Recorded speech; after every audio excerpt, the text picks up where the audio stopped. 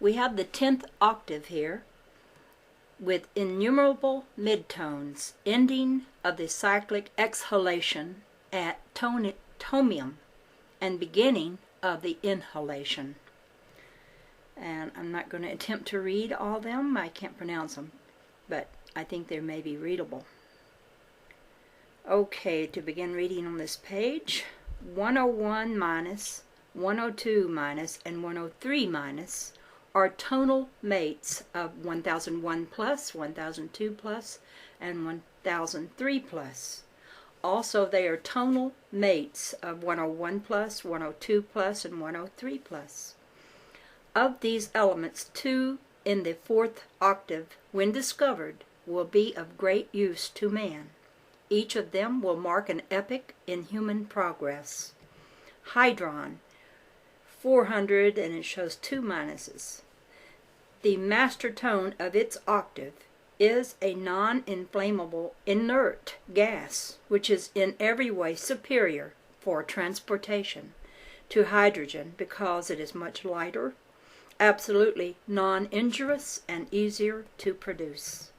It has all of the safety qualities of helium, and its carrying capacity exceeds that of helium by 8 times and is double that of hydrogen. Both hydron and helium can be produced by transmutation in unlimited quantities at an expense which is negligible, while helium of a sufficient quantity to fill a dirigible produced by the present methods now costs $750,000. Of course, this was back then in Russell's day.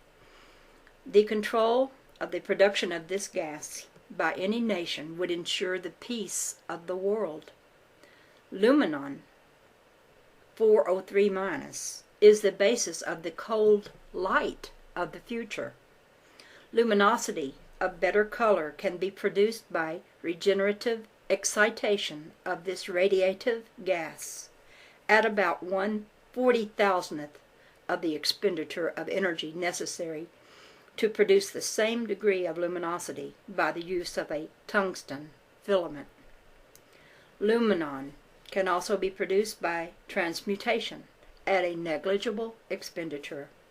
Luminon is plentiful in many substances, but its separation would involve more labor and expense than would its production by transmutation, which means simply the changing of dimension of a basic supply which is plentiful in those high octaves familiarly termed the air. Okay, now I have another chart here. Evolution of force into tones of the universal constant. And it shows hydrogen. This first picture, 1 plus, is hydrogen. Positive charge seeks itself. Area of disturbance of first tone of universal constant. Form is spherical. Maximum expansion is ecliptic. Now, the next little block is magnesium, and it's 2 plus. 2 plus, electricity gains in second tone. Positive charge is forming a nucleus. Form is ovoid. Expansion of ecliptic narrowing. Okay, the third one is aluminum. 3 plus. 3 plus. Nucleus defined. Masses forming separate vortices and developing separate nuclei and pressure zones. And the fourth one is carbon. 4, and it looks like plus. Oh no, it looks like a plus with 2 minus signs over it. I don't know what that means. Maximum positive charge has gathered into definite nuclei and magnetic resistance registered in heat. And that sort of looks like a sun with planets going around it. And number 4, the one on the bottom, the long one, is a 4 with that little symbol, plus plus. Carbon ecliptic. Shown edge on a plane. Note absolute symmetry of ecliptic with no projecting planets. When outer planets project from ecliptic, the element changes to nickel, then copper, zinc, etc. And this is chart number 2, structure of the atom. All effects of motion are repetitive, size is purely relative, the heavens swarm with replicas of the atoms of all the elements. With a knowledge of basic laws, they may all be measured and classified. Next chapter. Instability and the illusion of stability in motion.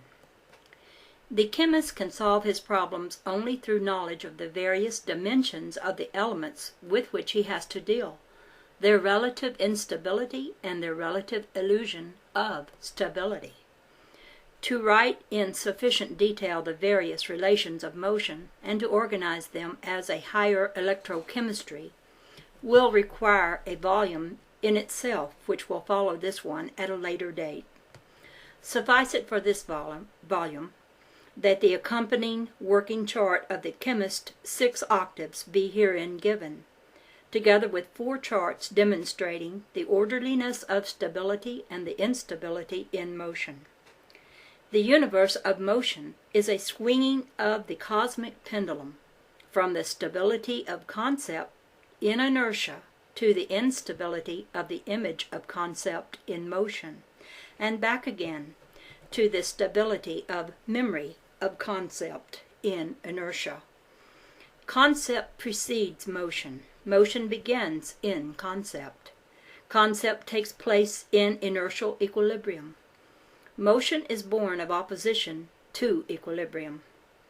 The universal balance cannot be upset. No state other than an equilibrium is possible.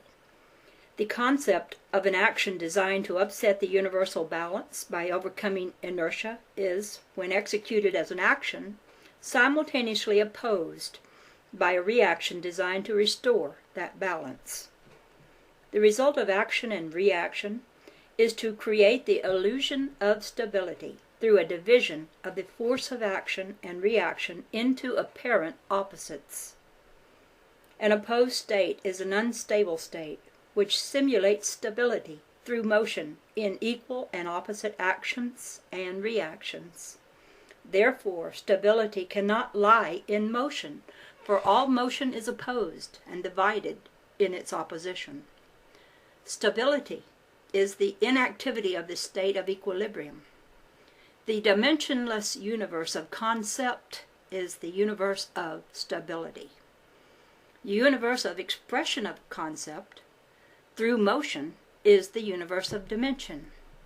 The universe of dimension is the universe of the illusion of stability. The elements of matter with which the chemist has to deal are opposed states of motion, which become increasingly unstable as they depart from the inert gases, reaching maximum instability at the carbon line. The illusion of stability is less in the lower tones and reaches its maximum at the carbon line.